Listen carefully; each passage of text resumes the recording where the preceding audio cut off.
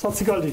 ਮੈਂ ਹਾਂ ਗੁਰਜਤਿੰਦਰ ਸਿੰਘ ਰੰਧਾਵਾ ਤੇ ਅੱਜ ਦਾ US immigration and politics episode ਲੈ ਕੇ ਆਪ ਸਾਹਮਣੇ ਹਾਜ਼ਰ ਹਾਂ।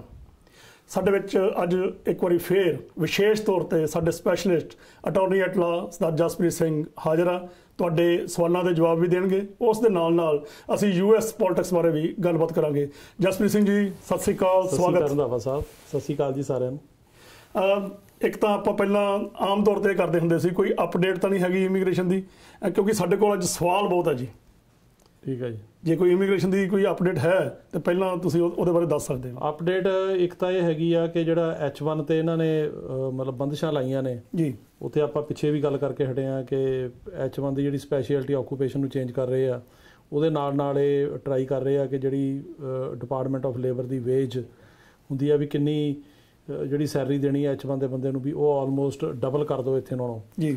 ਉਹਦੇ ਬਾਰੇ 3 ਲਾਅਸੂਟ ਹੋਏ ਆ ਜਿਹੜੇ ਕਿ ਅੱਡ ਜਿਹੜੇ ਜਗ੍ਹਾ ਤੇ ਹੋਏ ਆ, ਤੇ ਉਹਦੇ ਵਿੱਚ ਬੜੇ ਵੱਡੀਆਂ ਐਪਲ ਨੇ ਕੀਤਾ ਇੱਕ ਤਾਂ, ਤੇ ਨਾਲ ਗੂਗਲ ਆ, ਪਲੱਸ ਹਾਰਵਰਡ ਯੂਨੀਵਰਸਿਟੀ ਨੇ ਕੀਤਾ। ਤੇ ਉਹ ਜਿਹੜੇ ਲਾਅਸੂਟ ਨੇ ਉਹ ਮਤਲਬ ਉਹਦੇ ਅਗੇਂਸਟ ਕੀਤੇ ਨੇ, ਤੇ ਉਹਨਾਂ ਦਾ ਹੁਣ ਦੇਖਣ ਵਾਲੀ ਗੱਲ ਆ ਵੀ ਕੀ ਮਤਲਬ ਰਿਜ਼ਲਟ ਆਉਂਦਾ, ਜੋ ਕਿ ਲੱਗਦਾ ਕਿ ਆਪਣਾ ਜਿਹਨਾਂ ਨੇ ਕੀਤੇ ਉਹਨਾਂ ਦੇ ਹੱਕ 'ਚ ਆਊਗਾ H1 ਦੇ, ਕਿਉਂਕਿ ਉਹਦੀ ਜਿਹੜੀ ਇਹਨਾਂ ਨੇ ਜੋ ਵੀ ਉਹ 'ਚ ਰਿਸਟ੍ਰਿਕਸ਼ਨ ਲਾਈਆਂ ਉਹਦੀ ਕੋਈ ਤੁੱਕ ਨਹੀਂ ਬਣਦੀ ਜੀ। ਉਹਦੇ ਨਾਲ ਜਿਹੜੀ ਇਹਨਾਂ ਨੇ ਇੱਕ ਹੋਰ ਚੇਂਜ ਸ਼ੁਰੂ ਕਰਤੀ ਹੈ H1 ਦੀ ਜਾਂਦੇ ਜੀ। ਉਹ ਇਹਨਾਂ ਨੇ ਇਹ ਕਿਹਾ ਕਿ ਦੇਖੋ ਜੀ, ਜਿਹੜੀ H1 ਦੀ ਹੈਗੀ ਆ ਜਿਹੜੀ ਲੋਟਰੀ ਸਿਸਟਮ ਅਸੀਂ ਖਤਮ ਕਰ ਦੇਣਾ। ਹੁਣ ਇਹ ਆ ਵੀ ਜਦੋਂ H1 ਕੋ ਅਪਲਾਈ ਕਰਦਾ ਲੋਟਰੀ ਜਾਂਦਾ, ਤੇ ਉਹੀ ਥਾਂ ਤੇ ਜਿਹੜੇ ਹਾਈਲੀ ਪੇਡ ਇੰਪਲੋਈ ਨੇ ਜਿਨ੍ਹਾਂ ਦੀ ਤਨਖਾਹ 1.5 ਲੱਖ 2 ਲੱਖ 2.5 ਲੱਖ ਹੋਊਗੀ, ਉਹ H1 ਤੇ ਆ ਸਕਣਗੇ ਜੀ। ਉਹਦਾ ਵੀ ਇੰਡਸਟਰੀ ਨੂੰ ਨੁਕਸਾਨ ਹੋਊਗਾ ਕਾਫੀ ਜ਼ਿਆਦਾ। ਤੇ ਪਿੱਛੇ ਇੱਕ ਸਟੱਡੀ ਵੀ ਆਈ ਆ ਹਾਰਵਰਡ ਦੀ ਵੀ $100 ਬਿਲੀਅਨ ਦਾ ਹੁਣ ਤੱਕ ਜਿਹੜੀ ਇਹਨਾਂ ਨੇ ਇਮੀਗ੍ਰੇਸ਼ਨ ਤੇ ਰਿਸਟ੍ਰਿਕਸ਼ਨਸ ਲਾਈਆਂ ਜੀ ਉਹਦਾ ਇੰਡਸਟਰੀ ਨੂੰ ਨੁਕਸਾਨ ਹੋਇਆ। ਤੇ ਉਹ ਇੱਕ ਨਵੀਂ ਜਿਹੜੀ ਹੈਗੀ ਚੇਂਜ ਆ। ਪਲੱਸ ਉਹਦੇ ਨਾਲ ਜਿਹੜੇ ਕੁਝ ਬੱਚੇ ਨੇ ਜਿਹੜੇ ਇੱਥੇ ਆਪਣੇ ਪੇਰੈਂਟਸ ਨਾਲ ਆਏ ਸੀ, ਉਹਨਾਂ ਦੀ ਗਿਣਤੀ 500 ਤੋਂ ਉੱਪਰ ਆ। ਉਹਨਾਂ ਨੂੰ ਇੱਥੇ ਰੱਖਿਆ ਗਿਆ ਡਿਟੈਂਸ਼ਨ ਸੈਂਟਰਾਂ ਦੇ ਵਿੱਚ, ਤੇ ਉਹਨਾਂ ਦੇ ਜਿਹੜੇ ਪੇਰੈਂਟਸ ਸੀ ਉਹ ਜਿਹੜੇ ਡਿਪੋਰਟ ਕਰ ਦਿੱਤੇ ਗਏ ਜੀ। ਹੁਣ ਬੱਚੇ ਇਕੱਲੇ ਹੀ ਇੱਥੇ, ਬੱਚਿਆਂ ਦੀ ਉਮਰ 1 ਸਾਲ ਤੋਂ ਲੈ ਕੇ 8 ਸਾਲ ਤੱਕ ਆ ਜੀ, ਕੋਈ ਸਾਲ ਦਾ, ਕੋਈ 2 ਸਾਲ ਦਾ, ਕੋਈ ਇੱਦਾਂ। ਉਹਨਾਂ ਦੇ ਹੁਣ ਮਾਂ-ਬਾਪ ਲੱਭਦੇ ਨਹੀਂ, ਤੇ ਉਹਨਾਂ ਨੂੰ ਹੁਣ ਇਹਨਾਂ ਦੀ ਕੋਸ਼ਿਸ਼ ਹੈਗੀ ਆ ਵੀ ਲੱਭ ਕੇ ਕੀਤਾ ਜਾਵੇ। ਉਹਦੇ ਬਾਰੇ ਤਾਂ ਜਿਹੜਾ ਹੈਗਾ ਡਿਬੇਟ ਦੇ ਵਿੱਚ ਵੀ ਇਹਨਾਂ ਦੀ ਗੱਲ ਹੋਈ ਸੀ ਜੀ। ਤੇ ਪ੍ਰੈਜ਼ੀਡੈਂਟ ਟਰੰਪ ਨੇ ਕਿਹਾ ਵੀ ਅਸੀਂ ਕੋਸ਼ਿਸ਼ ਕਰ ਰਹੇ ਹਾਂ ਲੱਭਣ ਦੀ, ਪਰ ਬਾਈਡਨ ਨੇ ਕਿਹਾ ਵੀ ਜੇ ਮੈਂ ਬਣ ਗਿਆ ਤਾਂ ਪਹਿਲੇ ਦਿਨ ਮੈਂ ਐਗਜ਼ੈਕਟਿਵ ਆਰਡਰ ਕਰਕੇ ਟਾਸਕ ਫੋਰਸ ਬਣਾਊਂਗਾ, ਜਿਨ੍ਹਾਂ ਦੇ ਮਾਂ-ਬਾਪ ਨੇ ਇਹਨਾਂ ਨੂੰ ਯੂਨਾਈਟ ਕੀਤਾ ਜਾਊਗਾ ਜੀ। ਤੇ ਇਹ ਜਿਹੜੀਆਂ ਕੁਝ ਨਵੀਆਂ ਅਪਡੇਟਸ ਨੇ। ਬਾਕੀ ਇਸ ਤੋਂ ਇਲਾਵਾ ਜਿਹੜੇ ਹੁਣ ਸਵਾਲ ਨੇ ਆਪਾਂ ਲੈ ਲਈਏ, ਉਹਦੇ ਵਿੱਚ ਆਪਾਂ ਦੱਸੀ ਜਾਵਾਂਗੇ। ਸਵਾਲ ਬਹੁਤ ਜ਼ਿਆਦਾ ਹੈ ਜੀ। ਸਾਡੇ ਤੇ ਦਰਸ਼ਕ ਜਿਹੜੇ ਆ ਕਾਫੀ ਐਕਸਾਈਟਡ ਹੁੰਦੇ ਆ ਤੁਹਾਡੇ ਕੋਲੋਂ ਜਿਹੜੀ ਜਾਣਕਾਰੀ ਮਿਲਦੀ, ਉਹਨਾਂ ਦਾ ਥੈਂਕਸ ਕਰਦੇ। ਵੱਡੀ ਗੱਲ ਇਹ ਆ, ਅਸੀਂ ਸਾਡਾ ਜਿਹੜਾ ਸੋਸ਼ਲ ਮੀਡੀਆ ਤੇ ਵੀ ਅਸੀਂ ਜਦੋਂ ਪਾਉਂਦੇ ਹਾਂ TV ਤੇ ਚਲਾਉਣ ਤੋਂ ਬਾਅਦ, YouTube ਤੇ Facebook ਤੇ ਬਹੁਤ ਸਾਰੇ ਸਵਾਲ ਜਿਹੜੇ ਆ ਉਹ ਜਦੋਂ ਉਹਨਾਂ ਨੂੰ ਜਵਾਬ ਮਿਲ ਜਾਂਦਾ ਤੇ ਨੈਚੁਰਲੀ ਆ ਜੀ ਉਹ ਘਰੇ ਬੈਠੇ ਉਹਨਾਂ ਨੂੰ ਸਾਰਾ ਚਲੋ ਵਕੀਲ ਦੀ ਫੀਸ ਬਚਦੀ ਆ। ਰੰਧਾਵਾ ਸਾਹਿਬ ਬੜਾ ਧੰਨਵਾਦ ਹੈਗਾ ਵੀ ਆਪਣੇ ਜਿਹੜੇ ਪ੍ਰੋਗਰਾਮ ਨੇ ਇਹ ਲੋਕਾਂ ਨੂੰ ਪਸੰਦ ਆ ਰਹੇ ਆ ਜੀ। ਤੇ ਅਸੀਂ ਕਿਸੇ ਦੀ ਹੈਲਪ ਕਰ ਸਕਦੇ ਆ, ਇਹ ਬੜੀ ਖੁਸ਼ੀ ਦੀ ਗੱਲ। ਤੁਹਾਡਾ ਬੜਾਪਣ ਹੈ ਜੀ, ਨਹੀਂ ਤਾਂ ਇੱਥੇ ਤੇ ਵਕੀਲ ਨਾਲ ਅਪਾਇੰਟਮੈਂਟ ਬਣਾਉਣੀ ਹੋਵੇ ਤਾਂ ਬੜੀ ਫੀਸ ਲੈ ਜਾਂਦੇ ਹੋ। ਪਹਿਲਾ ਸਵਾਲ ਹੈ ਜੀ, K1 ਵੀਜ਼ਾ ਮਈ 'ਚ ਅਪਰੂਵ ਹੋਇਆ ਸੀ, ਇੰਟਰਵਿਊ ਲੈਟਰ ਨਹੀਂ ਆਈ, ਕੀ ਕਰਨਾ ਚਾਹੀਦਾ? ਦੇਖੋ, ਇਹ ਫਿਆਂਸੇ ਵੀਜ਼ੇ ਦੀ ਗੱਲ ਕਰ ਰਹੇ ਆ। ਇਹਦੇ 'ਚ ਬੇਸਿਕਲੀ ਇਹ ਆ ਕਿ ਵਿੱਚ ਨੂੰ ਹੁਣ ਕੋਵਿਡ ਆ ਗਿਆ, ਅੰਬੈਸੀ ਬੰਦ ਹੋ ਗਈ। ਹੁਣ ਵੀ ਜਿਹੜੀਆਂ ਅੰਬੈਸੀ ਜਿਹੜੀਆਂ ਜਿਹੜੀਆਂ ਐਮਰਜੈਂਸੀ ਹੈਗੀਆਂ ਸਿਚੁਏਸ਼ਨਾਂ, ਉਹਨਾਂ ਦੇ ਵਿੱਚ ਨਹੀਂ ਦੇ ਰਹੇ ਇੰਟਰਵਿਊ। ਅੰਬੈਸੀ ਨਾਲ ਕੰਟੈਕਟ ਕਰਨ, ਜਿਹੜੀ ਅਮਰੀਕਨ ਅੰਬੈਸੀ ਉਹਦੇ ਨਾਲ ਕੰਟੈਕਟ ਕਰਨ, ਤੇ ਅੰਬੈਸੀ ਵਾਲੇ ਹੀ ਜਿਹੜੇ ਹੈਗੇ ਦੱਸ ਸਕਦੇ ਆ ਵੀ ਕਦੋਂ ਇੰਟਰਵਿਊ ਕਰਨਗੇ। ਤੇ ਇਹਨਾਂ ਨੂੰ ਬਾਕੀ ਨਾਲ ਜੇ ਇਹ ਵੀ ਪ੍ਰੋਬਲਮ ਆ ਵੀ ਜੇ ਉਹਦੀ ਮਿਆਦ ਐਕਸਪਾਇਰ ਹੋ ਗਈ ਤਾਂ ਉਹਨਾਂ ਨੇ ਉਹ ਫਾਈਲ ਵਾਪਸ ਭੇਜ ਦੇਣੀ ਆ, ਤੇ ਉਹ ਦੁਬਾਰਾ ਕਰਨਾ ਪਊਗਾ ਜਾਂ ਵਿਆਹ ਕਰਨਾ ਪਊਗਾ। ਉਸ ਤੋਂ ਬਾਅਦ ਅਗਲਾ ਸਟੈਪ ਉਹੀ ਹੁੰਦਾ। ਇਹਨਾਂ ਨੂੰ ਚਾਹੀਦਾ ਵੀ ਅੰਬੈਸੀ ਨਾਲ ਕੰਟੈਕਟ ਕਰਨ, ਈਮੇਲ ਕਰਨ, ਤੇ ਉਹਨਾਂ ਨੂੰ ਕਹਿਣ ਵੀ ਸਾਨੂੰ ਇੰਟਰਵਿਊ ਦਿਓ। ਹੁਣ ਉਹ ਦਿੰਦੇ ਆ ਕਿ ਨਹੀਂ ਦਿੰਦੇ, ਇਹਦਾ ਅਜੇ ਕੁਝ ਨਹੀਂ ਪਤਾ ਜੀ। ਅਗਲਾ ਸਵਾਲ ਹੈ ਜੀ, F3 ਕੈਟਾਗਰੀ ਬਾਰੇ ਦੱਸੋ। 21 ਸਾਲ ਤੋਂ ਵੱਧ ਉਮਰ ਦਾ ਬੱਚਿਆਂ ਬਾਰੇ ਵੀ ਜਾਣਕਾਰੀ ਦਿਓ। ਦੇਖੋ, ਜਿਹੜੀ 21 ਸਾਲ ਤੋਂ ਵੱਧ ਉਮਰ ਦੇ ਜਿਹੜੇ ਬੱਚੇ ਨੇ ਉਹਨਾਂ ਦੀਆਂ ਕੈਟਾਗਰੀਆਂ ਤੇ ਜਿਹੜਾ ਪ੍ਰੈਜ਼ੀਡੈਂਟ ਟਰੰਪ ਨੇ ਜਿਹੜਾ ਹੈਗਾ ਉਹ ਲਾਇਆ ਹੋਇਆ ਬੈਨ। ਕਦੋਂ ਤੱਕ ਹੈ ਜੀ? ਬੈਨ ਹੈਗਾ ਦਸੰਬਰ ਦੇ ਐਂਡ ਤੱਕ ਜੀ। ਤੇ ਇਲੈਕਸ਼ਨ ਜਿਹੜੀ ਹੁਣ ਹੋਣ ਜਾ ਰਹੀ ਆ, ਉਹਦਾ ਜਿਹੜਾ ਆਊਟਕਮ ਆ ਉੱਥੋਂ ਪਤਾ ਲੱਗੂਗਾ ਵੀ ਉਹ ਬੈਨ ਦੀ ਕੀ ਸਥਿਤੀ ਹੁੰਦੀ ਆ ਜੀ। ਜੇ ਤਾਂ ਪ੍ਰੈਜ਼ੀਡੈਂਟ ਟਰੰਪ ਜਿੱਤਦੇ ਆ ਤਾਂ ਇਹ ਪੋਸੀਬਿਲਿਟੀ ਹੈਗੀ ਆ ਵੀ ਉਹ ਬੈਨ ਜਿਹੜਾ ਹੈਗਾ ਉਹ ਜਾਰੀ ਰਹੂਗਾ ਹੋਰ ਸਾਲ 2 ਸਾਲ ਜਾਂ ਜ਼ਿਆਦਾ ਵੀ।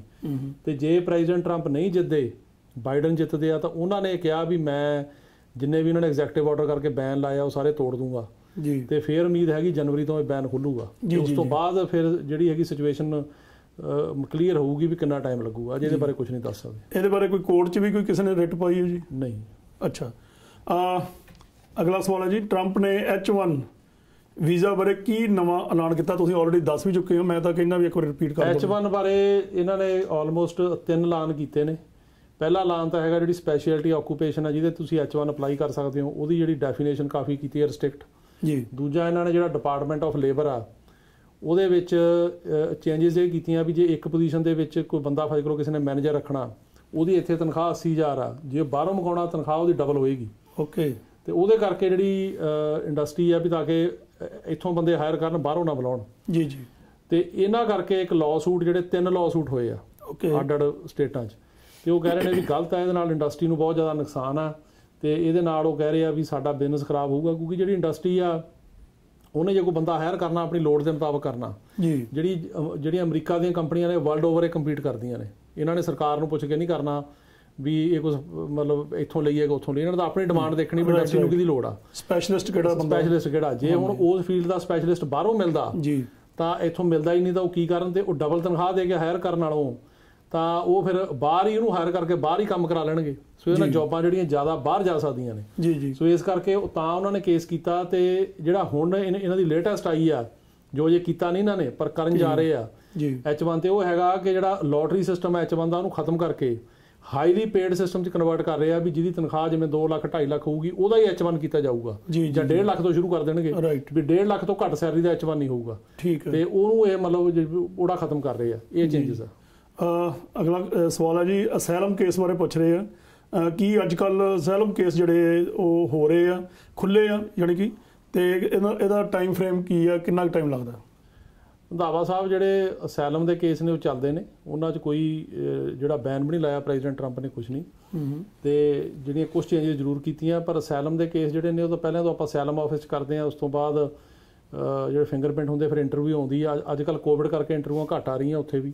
ਅੱਛਾ। ਤੇ ਜੇ ਨਾ ਆਵੇ ਇੰਟਰਵਿਊ ਤਾਂ ਜਿਹੜਾ ਵਰਕ ਪਰਮਿਟ ਅੱਗੇ ਤਾਂ 6 ਮਹੀਨੇ ਬਾਅਦ ਮਿਲਦਾ ਸੀ, ਹੁਣ ਸਾਲ ਬਾਅਦ ਕਰਤਾ ਜੀ। ਪਰ ਇੱਕ ਲਾਅ ਸੂਟ ਕੀਤਾ ਹੋਇਆ ਈਸਟ ਕੋਸਟ ਦੇ ਉੱਤੇ, ਤੇ ਜਿਹੜੇ ਉਹ ਲਾਅ ਸੂਟ ਦੇ ਕਲਾਸ ਮੈਂਬਰ ਨੇ ਉਹਨਾਂ ਵਾਸਤੇ ਹੈਗੀ ਇੰਜੰਕਸ਼ਨ ਵੀ ਉਹ 6 ਮਹੀਨੇ ਬਾਅਦ ਵੀ ਕਰ ਸਕਦੇ ਆ। ਤੇ ਕੁਛ ਇਹ ਆ ਵੀ ਇਹਨਾਂ ਨੇ ਹੁਣ ਜਿਹੜਾ ਪਹਿਲੀ ਵਾਰੀ ਵਰਕ ਪਰਮਿਟ ਹੁੰਦਾ ਸੀਗਾ ਅਸੈਲਮ ਵਾਲਿਆਂ ਦਾ, ਉਹ ਫ੍ਰੀ ਸੀ, ਤੇ ਜਦੋਂ ਫੀਸਾਂ ਵਧਾਉਣ ਦੀ ਗੱਲ ਕੀਤੀ ਤਾਂ ਉਹਦੀ ਫੀਸ ਲਾਤੀ, ਪਰ ਉਹ ਸਟੇ ਹੋ ਗਈਆਂ ਜੇ ਫੀਸਾਂ ਵਧੀਆਂ ਨਹੀਂ। ਰਾਈਟ। ਲੇਕਿਨ $85 ਦੀ ਫਿੰਗਰਪ੍ਰਿੰਟ ਦੀ ਫੀਸ ਲੱਗ ਗਈ ਜੀ।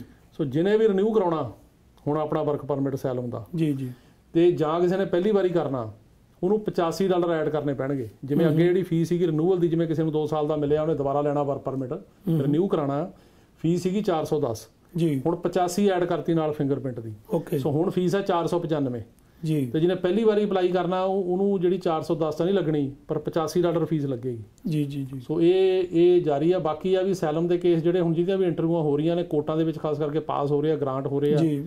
ਤੇ ਮੈਂ ਤੁਹਾਡੀ ਇੱਕ ਸੋਸ਼ਲ ਮੀਡੀਆ ਤੇ ਦੇਖੀ ਸੀ, ਕੋਈ ਲੇਡੀ ਸੀ, ਉਹਨਾਂ ਦਾ ਅਸੈਲਮ ਕੇਸ ਤੁਸੀਂ ਹਲੇ ਮੇਰੇ ਪਰਸੋਂ ਹੀ ਪਾਸ ਕਰਵਾਇਆ।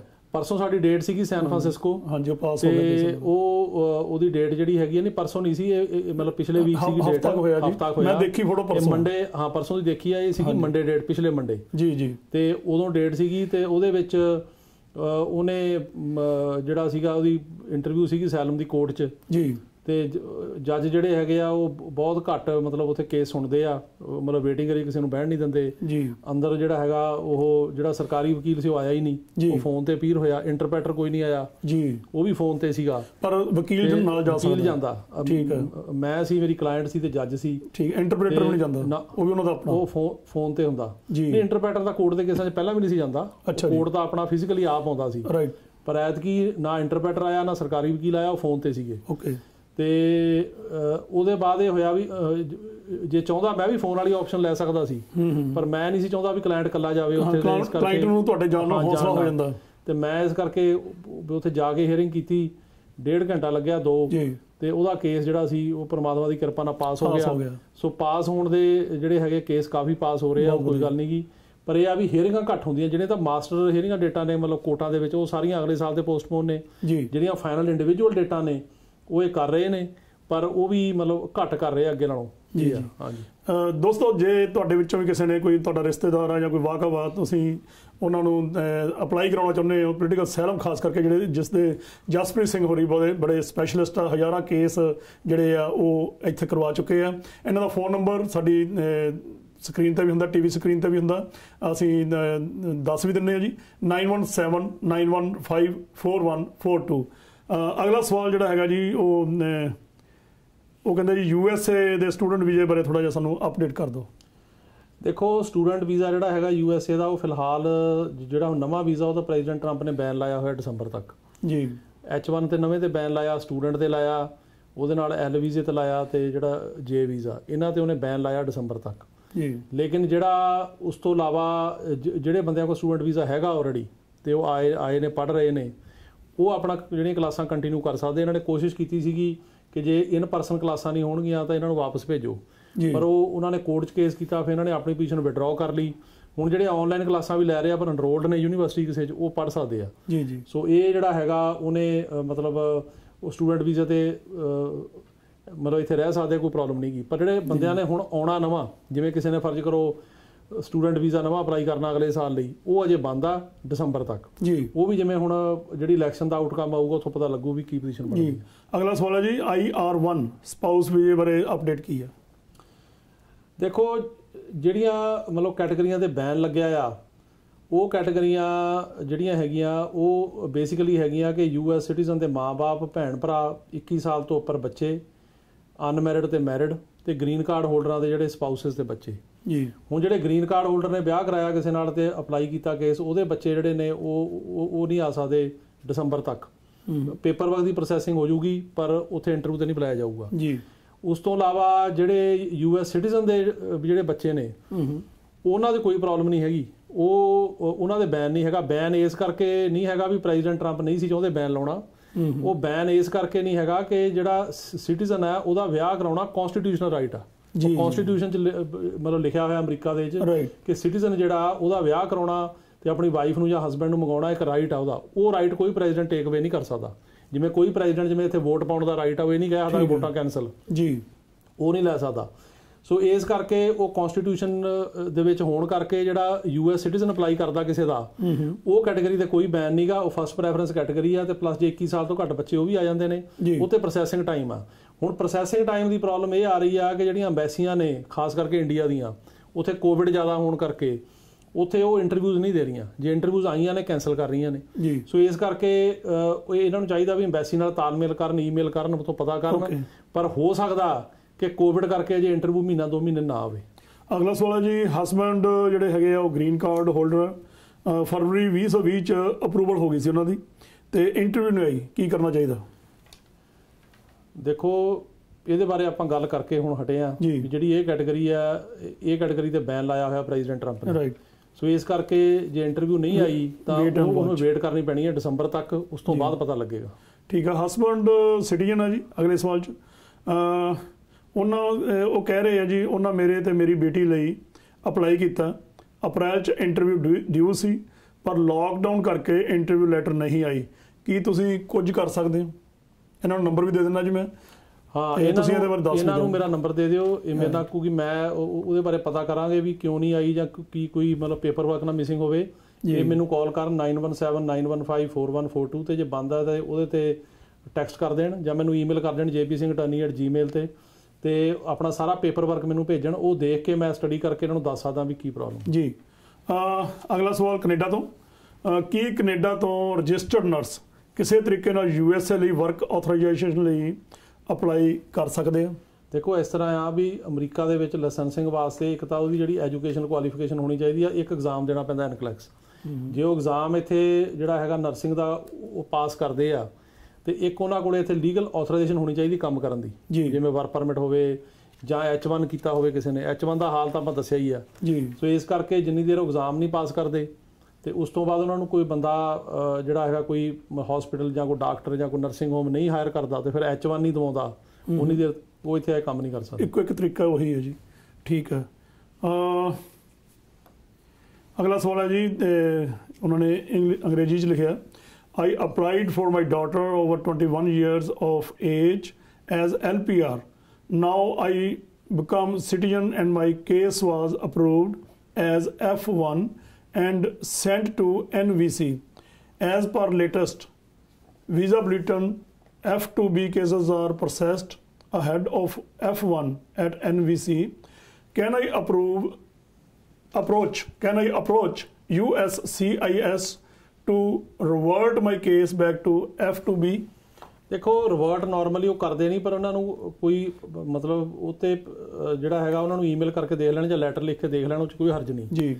ਪਰ ਇਹ ਆ ਵੀ ਇਸ ਕੈਟੇਗਰੀ ਤੇ ਵੀ ਬੈਨ ਆ, ਜਿਹੜੀ ਕੈਟੇਗਰੀ ਮਤਲਬ ਦਸੰਬਰ ਤੱਕ ਇਹ ਤੇ ਬੈਨ ਲੱਗਿਆ ਹੋਇਆ, ਜਿਹੜੀ ਇਹ ਕੈਟੇਗਰੀ ਆ ਜੀ ਜੀ ਜੀ। ਸੋ ਇੱਕ ਤਾਂ ਉਹਦੇ ਕਰਕੇ ਇੰਟਰਵਿਊ ਆਉਣ ਦਾ ਚਾਂਸ ਨਹੀਂ, ਬਾਕੀ ਆਮ ਤੌਰ 'ਤੇ ਕੈਟੇਗਰੀ ਚੇਂਜ ਕਰ ਦੇਣ ਤਾਂ ਉਹ ਰਿਵਰਟ ਕਰਦੇ ਨਹੀਂ ਸੌਖਾ, ਪਰ ਉਹਨਾਂ ਨੂੰ ਜੇ ਚਾਹੀਦਾ ਇਹਨਾਂ ਕੋਈ ਵਕੀਲ ਹੈਗਾ ਤਾਂ ਉਹਦੇ ਰਾਹੀਂ ਕਰਨ, ਜਾਂ ਆਪ ਉਹਨਾਂ ਨੂੰ ਈਮੇਲ ਕਰਨ ਜਾਂ ਲੈਟਰ ਲਿਖਣ ਜੀ ਤੇ ਟਰਾਈ ਕਰਕੇ ਦੇਖਣ 'ਚ ਕੋਈ ਹਰਜ ਨਹੀਂ।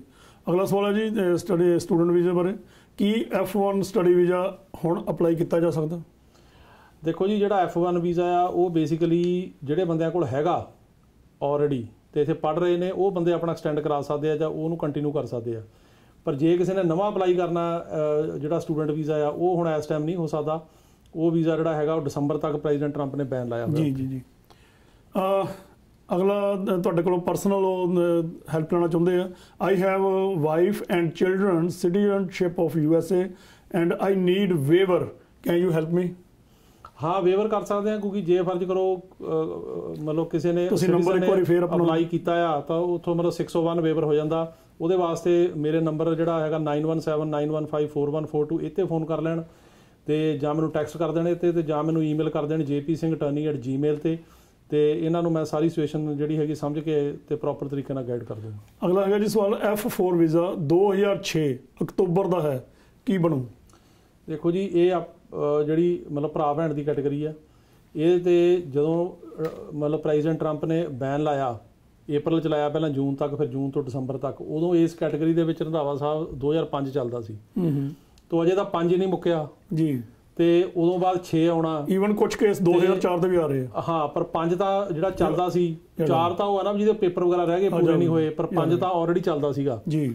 ਤੇ ਉਹ ਹੁਣ ਇਸ ਕਰਕੇ ਇਹਦੇ 'ਚ ਬੇਸਿਕਲੀ ਇਹ ਆ ਕਿ ਇਹਦਾ ਇਲੈਕਸ਼ਨ ਦੇ ਆਊਟਕਮ ਤੇ ਬਹੁਤ ਡਿਪੈਂਡ ਕਰੂਗਾ ਜੀ। ਜੇ ਤਾਂ ਪ੍ਰੈਜ਼ੀਡੈਂਟ ਟਰੰਪ ਜਿਹੜੇ ਹੈਗੇ ਆ ਉਹ ਜਿੱਤਦੇ ਆ, ਉਹਨਾਂ ਜਿਹੜਾ ਇਮੀਗ੍ਰੇਸ਼ਨ ਦਾ ਐਡਵਾਈਜ਼ਰ ਆ ਮਿਸਟਰ ਮਿਲਰ, ਉਹਨਾਂ ਦੀ ਇੰਟਰਵਿਊ ਆਈ ਸੀ ਇਸ ਵੀਕ, ਓਕੇ, ਤੇ ਉਹਨੂੰ ਪੁੱਛਿਆ ਸੀ ਵੀ ਕੀ ਆਊਗਾ ਸਾਡੀ ਅਗਲੀ ਟਰਮ, ਜਿਹੜੀਆਂ ਮੇਨ ਪ੍ਰਾਇਓਰਟੀਜ਼ ਨੇ ਉਹ ਹੈਗੀਆਂ ਵੀ ਇੱਕ ਤਾਂ ਸੈਲਮ ਵਾਲਾ ਜਿਹੜਾ ਸਿਸਟਮ ਆ ਸਾਰਾ ਜੀ ਜੀ, ਇਹਨੂੰ ਮਤਲਬ ਕਿਸੇ ਤਰੀਕੇ ਨਾਲ ਕੋਸ਼ਿਸ਼ ਕਰਨੀ ਆ ਬੰਦ ਕਰਨ ਦੀ ਜੀ ਜੀ ਜੀ, ਵੀ ਤਾਂ ਕਿ ਇਹਦੇ 'ਚ ਵਰਕ ਪਰਮਿਟ ਨਾ ਮਿਲਣ, ਸੈਲਮ ਦੇ ਜਿਹੜੇ ਕੇਸ ਨੇ ਉਹ ਨਾ ਹੋਣ, ਵੀ ਸਾਡਾ ਮੇਨ ਫੋਕਸ ਹੀ ਉਹ ਆ ਵੀ ਕਿਸੇ ਤਰੀਕੇ ਨਾਲ ਇਸ ਨੂੰ ਜਿਵੇਂ ਮਰਜ਼ੀ ਹੋਵੇ ਵੀ ਬਹੁਤ ਜ਼ਿਆਦਾ ਜਿਹੜਾ ਇਹਦਾ ਦਾਇਰਾ ਤੰਗ ਕੀਤਾ ਜਾਵੇ, ਵੀ ਆਲਮੋਸਟ ਬੰਦ ਕੀਤਾ ਜਾਵੇ।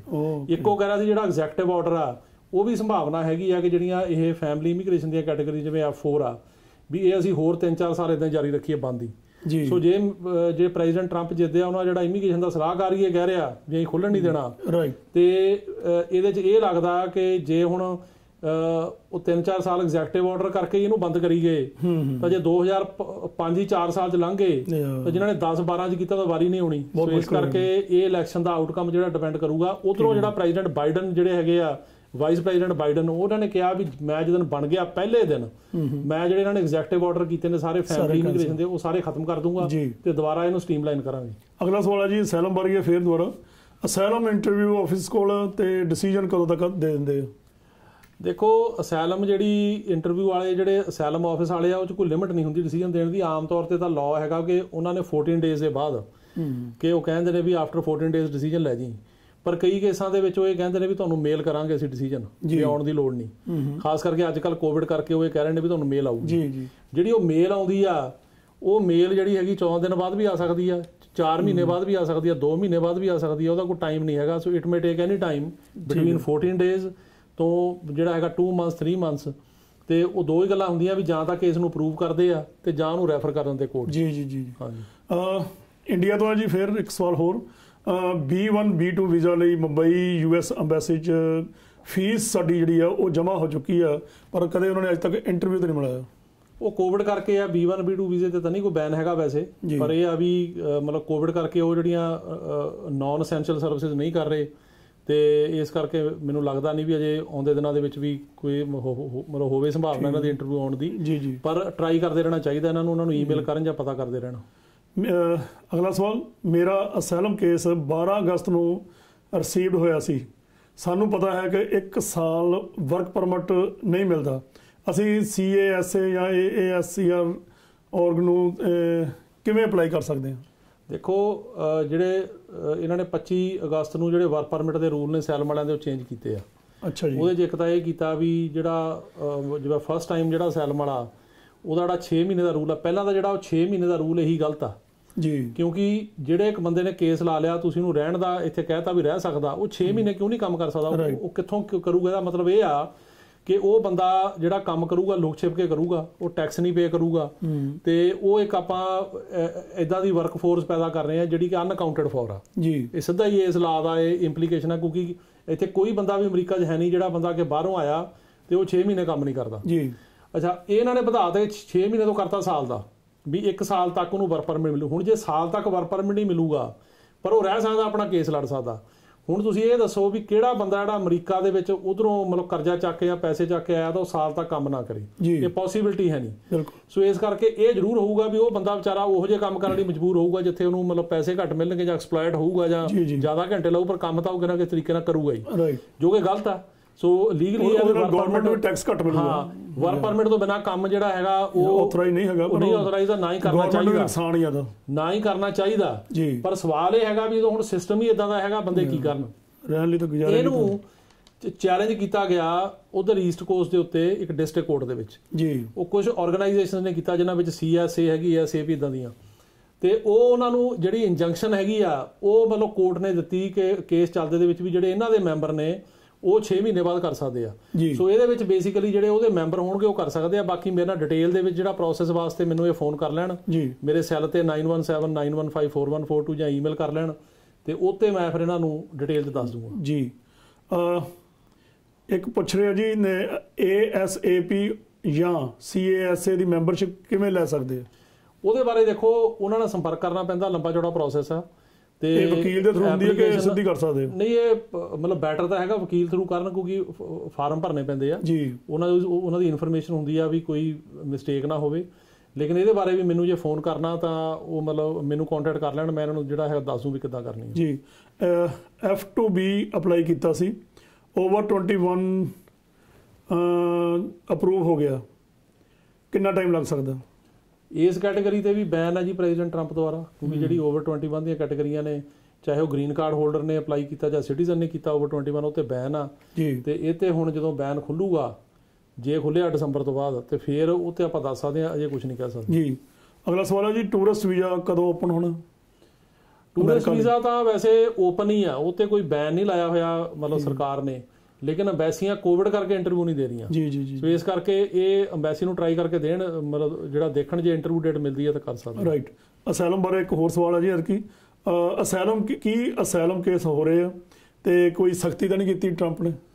ਅਸੈਲਮ ਕੇਸ ਹੋ ਰਹੇ ਆ, ਬਿਲਕੁਲ। ਸਾਡਾ ਕੇਸ ਪਾਸ ਹੋਇਆ ਪਿਛਲੇ ਹਫ਼ਤੇ ਇੱਕ, ਤੇ ਅਸੀਂ ਇੱਕ ਜੇਲ੍ਹ ਚੋਂ ਬੰਦਾ ਅਸੈਲਮ ਦਾ ਕੇਸ ਪਾਸ ਕਰਾ ਕੇ ਲੂਜ਼ੀਆਨਾ ਦੀ ਜੇਲ੍ਹ ਚੋਂ ਕਢਾਇਆ, ਜਿੱਥੋਂ ਕੋਈ ਨਿਕਲਦਾ ਨਹੀਂ ਉੱਥੋਂ ਵੀ ਆਇਆ ਬਾਹਰ ਜੀ। ਤੇ ਬਕਾਇਦਾ ਮਤਲਬ ਬੌਂਡ ਤੇ ਨਹੀਂ ਆਇਆ, ਪਾਸ ਹੋ ਗਿਆ ਉਹ ਜੀ। ਤੇ ਇਸ ਕਰਕੇ ਇਹ ਤੇ ਕੋਈ ਬੈਨ ਨਹੀਂ ਹੈਗਾ, ਪਰ ਕੁਝ ਰਿਸਟ੍ਰਿਕਸ਼ਨਸ ਲਾਈਆਂ ਨੇ 25 ਅਗਸਤ ਤੋਂ ਬਾਅਦ, ਜਿਵੇਂ ਇੱਕ ਤਾਂ ਵਰਕ ਪਰਮਿਟ ਵਾਲੀ ਹੈਗੀ ਆ ਕਿ ਵਰਕ ਪਰਮਿਟ ਜਿਹੜਾ ਫੀਸ ਦੀ ਕੀਤੀ ਸੀ ਚੇਂਜ, ਪਰ ਉਹ ਸਟੇ ਕਰਤੀ ਕੋਰਟ ਨੇ ਜੀ। ਅੱਛਾ ਜੀ। ਹੁਣ ਅਜੇ ਸਿਰਫ ਜਿਹੜੀ $85 ਫਿੰਗਰਪ੍ਰਿੰਟ ਦੀ ਆ ਫੀਸ, ਹੋਰ ਐਕਸਟਰਾ ਨਹੀਂ ਵਧੀ, ਹੋਰ ਨਹੀਂ ਕੋਈ ਜ਼ਿਆਦਾ। ਹਾਂ, ਪਰ ਉਹਦੇ ਨਾਲ ਕੁਝ ਹੋਰ ਚੇਂਜਸ ਹੈਗੀਆਂ ਵੀ ਜਿਹੜੇ ਸਾਲ ਤੋਂ ਉੱਪਰ ਕਰਨਗੇ ਅਸਾਈਲਮ, ਜਿਵੇਂ ਕਿ ਇਹਨੂੰ ਸਾਲ ਤੋਂ ਉੱਤੇ ਹੋ ਗਿਆ, ਉਹਨਾਂ ਨੂੰ ਅਜੇ ਇਹਨਾਂ ਨੇ ਰੱਖਿਆ ਵੀ ਵਰਕ ਪਰਮਿਟ ਨਹੀਂ ਮਿਲੂਗਾ, ਜਾਂ ਉਹ ਮਤਲਬ ਪ੍ਰੂਵ ਕਰਨ ਵੀ ਸਾਲ 'ਚ ਕਿਉਂ ਨਹੀਂ ਕਰ ਸਕੇ ਜੀ। ਤੇ ਕੁਝ ਰਿਸਟ੍ਰਿਕਸ਼ਨ ਜਿਹੜੇ ਬਾਰਡਰ ਟੱਪ ਕੇ ਆਉਂਦੇ ਉਹਨਾਂ ਦੇ ਹੈਗੀਆਂ, ਇੱਕ ਥਰਡ ਕੰਟਰੀ ਰੂਲ ਬਣਾਇਆ ਵੀ ਜਿੱਥੋਂ ਬੰਦਾ ਆਉਂਦਾ ਉੱਥੇ ਕਰੇ, ਇਦਾਂ ਦੀਆਂ ਗੱਲਾਂ ਹੈਗੀਆਂ। ਲੇਕਿਨ ਓਵਰਆਲ ਜਿਹੜਾ ਅਸਾਈਲਮ ਪ੍ਰੋਸੈਸ ਆ ਉਹ ਚੱਲ ਰਿਹਾ, ਉੱਤੇ ਕੋਈ ਬੈਨ ਨਹੀਂ ਗਾ, ਕੇਸ ਵੀ ਹੋ ਰਹੇ, ਮਤਲਬ ਕੇਸ ਪਾਸ ਵੀ ਹੋ ਰਹੇ ਨੇ। ਮੈਨੂੰ ਆਪਣਾ ਐਕਸਪੀਰੀਅੰਸ, ਸਾਡੇ ਆਪਣੇ ਕੇਸ ਪਾਸ ਹੋ ਰਹੇ ਨੇ। ਇੱਕ ਲਿਖਦੇ ਆ ਜੀ, ਸਿਟੀਜ਼ਨ ਲਈ ਅਪਲਾਈ ਕੀਤਾ ਸੀ ਜੂਨ 2020 ਚ, ਹਾਲੇ ਤੱਕ ਫਿੰਗਰਪ੍ਰਿੰਟ ਨਹੀਂ ਆਏ। ਦੇਖੋ, ਸਿਟੀਜ਼ਨ ਲਈ ਅਜੇ ਇਸ ਟਾਈਮ ਤੇ ਜਿਹੜੇ ਜਿਨ੍ਹਾਂ ਨੇ ਨਵੰਬਰ ਦਸੰਬਰ 'ਚ ਅਪਲਾਈ ਕੀਤਾ ਉਹਨਾਂ ਦੀਆਂ ਡੇਟਾਂ ਆ ਰਹੀਆਂ ਜੀ। ਸਾਲ ਦੀ ਡਿਲੇ ਆ ਤੁਹਾਡਾ ਮਤਲਬ? ਪਿਛਲੇ ਸਾਲ? ਹਾਂ, ਪਿਛਲੇ ਸਾਲ ਜਿਹਨਾਂ ਨਵੰਬਰ ਦਸੰਬਰ 'ਚ ਕੀਤਾ, ਇਹ ਤੇ ਹਲੇ ਜੂਨ 'ਚ ਕੀਤਾ। ਅਜੇ ਤਾਂ ਇਹਨਾਂ ਨੇ ਜੂਨ 'ਚ ਕੀਤਾ, ਤੇ ਕਿਉਂਕਿ ਹੋਇਆ ਕੀ ਕਿ ਕੋਵਿਡ ਕਰਕੇ ਉਹ ਸਾਰਾ ਕੰਮ ਪਿੱਛੇ ਪੈ ਗਿਆ। ਸੋ ਇਹਨਾਂ ਨੂੰ ਆਉਣਗੇ ਫਿੰਗਰਪ੍ਰਿੰਟ, ਪਰ ਜਿਹੜੀ ਇੰਟਰਵਿਊ ਦੀ ਹੈਗੀ ਆ ਡੇਟ, ਕਿਉਂਕਿ ਜਿਹੜੀ ਇਮੀਗ੍ਰੇਸ਼ਨ ਆ ਉਹ ਸਿਰਫ ਹੁਣ 10% ਬੰਦਿਆਂ ਨੂੰ ਇੰਟਰਵਿਊ ਕਰ ਰਹੀ ਆ। ਜੇ ਹੁਣ 100 ਬੰਦਿਆਂ ਨੂੰ ਅੱਗੇ ਕਰਦੀ ਸੀ ਤਾਂ 10 ਜਾਂ 15 ਨੂੰ ਕਰਦੇ ਆ, ਉਹਦੇ ਕਰਕੇ ਉਹ ਸਾਰਾ ਕੁਝ ਡਿਲੇਡ ਆ। ਬੜਾ ਇੰਟਰਸਟਿੰਗ ਜਿਹਾ ਸਵਾਲ ਹੈ ਜੀ ਅਗਲਾ, ਕਿਉਂਕਿ ਸਾਰੀ ਦੁਨੀਆ 'ਚ ਜਿਹੜੀ ਕੁਆਰੰਟਾਈਨ ਆ ਜਦੋਂ ਆਪਾਂ ਕਿਤੇ ਜਾਂਦੇ ਹਾਂ ਤੇ ਉਹ ਕੁਆਰੰਟਾਈਨ ਕਰਨੀ ਪੈਂਦੀ ਹੈ, ਪਰ ਅਮਰੀਕਾ 'ਚ ਤਾਂ ਹੈ ਨਹੀਂ। ਉਹ ਸਵਾਲ ਹੀ ਇਹ ਪੁੱਛ ਰਹੇ ਆ ਕਿ ਵਿਜ਼ਟਰ ਵੀਜ਼ਾ 'ਤੇ ਜਦੋਂ ਅਸੀਂ US ਆਉਂਦੇ ਆ ਤੇ ਸਾਨੂੰ ਕੁਆਰੰਟਾਈਨ ਕਰਨੀ ਪਏਗੀ। ਦੇਖੋ ਇਹ ਸਟੇਟਾਂ ਪਹਿਲਾਂ ਤਾਂ ਨਹੀਂ ਸੀਗਾ, ਮਤਲਬ ਕੁਝ ਸਟੇਟਾਂ 'ਚ ਸੀਗਾ ਵੀ 2 ਵੀਕ ਕਰੋ, ਹੁਣ ਆਗਾਜ਼ ਕਰਤਾ ਨਿਊਯਾਰਕ ਸਟੇਟ ਨੇ ਅੱਜ ਤੋਂ।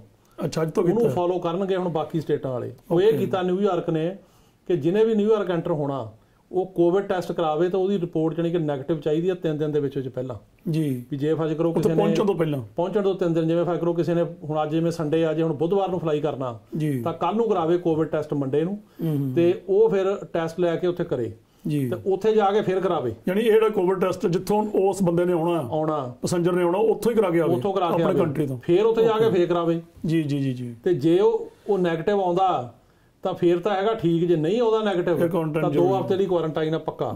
ਸੋ ਇਹ ਉਹਨਾਂ ਨੇ ਸ਼ੁਰੂ ਕੀਤਾ ਤੇ ਮੈਨੂੰ ਲੱਗਦਾ ਮਤਲਬ 1 ਨਵੰਬਰ ਤੋਂ ਇਹ ਜਿਹੜਾ ਨਵਾਂ ਜਿਵੇਂ ਹੁਣ ਇਹ ਕੰਮ ਸ਼ੁਰੂ ਹੋ ਗਿਆ, ਜਿਵੇਂ ਹੁਣ ਕੋਵਿਡ ਦੇ ਕੇਸ ਵੱਧ ਰਹੇ ਨੇ, ਮੈਨੂੰ ਲੱਗਦਾ ਬਾਕੀ ਸਟੇਟਾਂ ਵੀ ਇਹ ਕਰਨਗੀਆਂ।